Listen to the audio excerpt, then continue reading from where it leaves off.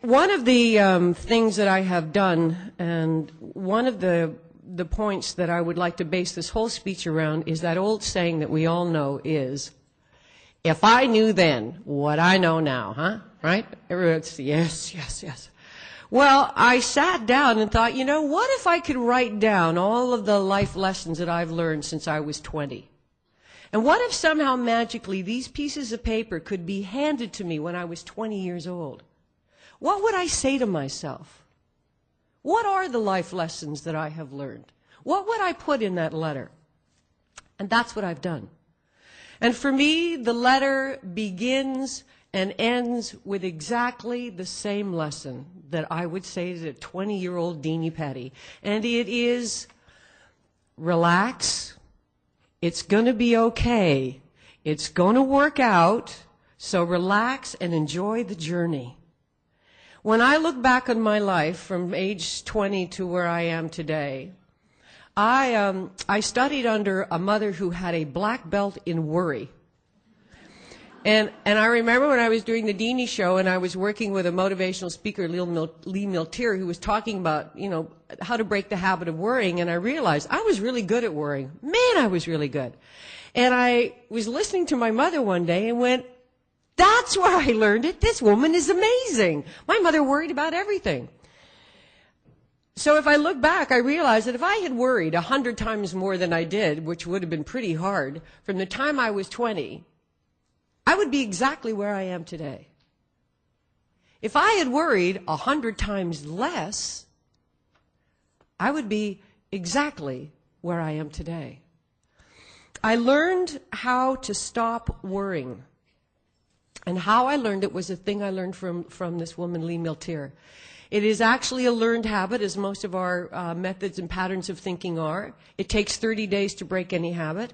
And what she taught and what I learned was, the moment I had to catch myself worrying. And that's the trick, is to catch yourself. Oh, I'm doing it again. Where are the kids? He's probably dead. He's driving on the highway. Oh my God, he's not going to make it. Oh, my teenage son. You know that one? Yeah. And as soon as I would do it, I would go, okay, I'm worrying. I'm worrying. Okay, I know I'm worrying. And what she taught me to do was to say out loud, stop.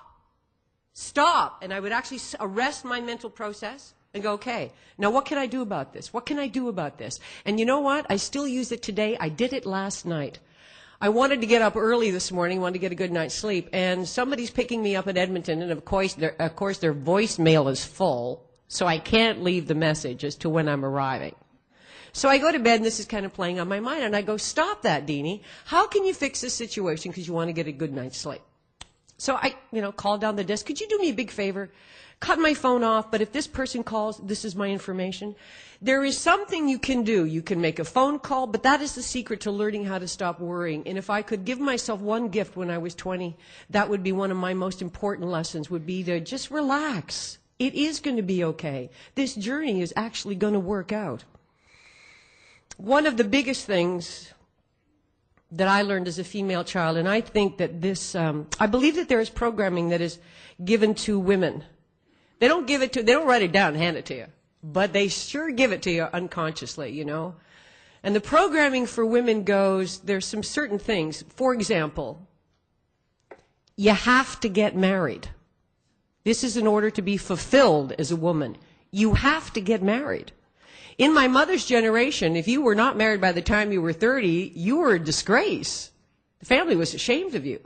In my generation, you have to get married, and you have to have children. And you got to know how to cook. Now, they don't write this down, but you got to do these things to be fulfilled as a woman. I was talking to a woman at the hotel where I'm staying at the Besborough. And she was saying, she was talking with her mother, and her mother was saying, well, wouldn't it be sad if you didn't have any children? And she was saying, Mom, I don't want children. If it isn't in your heart, for those of us who have had kids, because even when it's in your heart, it's a lot of work. And if it ain't in your heart, don't do it. But we were given this programming of things that we had to do. You had to get married. You had to have children. You had to know how to cook. However, the biggest lesson that I learned as a female child, the most important lesson, and I believe that young female girls, are there other types of girls, Dini? I don't think so. I think the most important lesson the little girls are still learning today is the same one I learned as a child, which is be nice, be good, so everyone will like you. Because it's really important that everybody likes you. Really. And so you start doing things for people because, you know, you want to be liked. God forbid somebody doesn't like you. I was really cured of this. I mean, we care so much about what everybody else thinks about us. And heaven forbid, if someone doesn't like us, it is just crushing. I have a friend of mine, lives down the road. We were talking about this. She learned the lesson a little different way. The language was a little different. What she learned was, I must like everyone, and everyone must like me. And a friend of hers said, no, I learned it this way. If somebody doesn't like me, I have to change.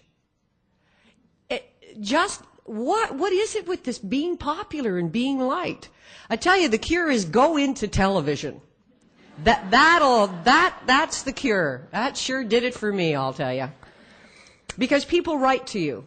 And television is a popularity contest. There's absolutely no question to that. The idea is to have more people like you than dislike you. But know this, that always there will be people who dislike you, and they will write. Yep. How could anybody so stupid and ugly be on television? It's just amazing to me. I can't stand your interviews. I hate your voice. I think your sense of humor is not only quirky, it's stupid. Dear Martha, change the channel. Love, Dini.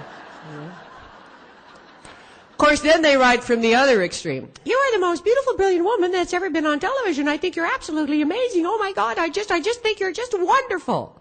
Dear Martha, thank you. If you're going to listen to the praise, you're going to have to listen to the criticism. And so I came to realize that not everybody's going to like me. And that's okay with me, because I don't like everybody either.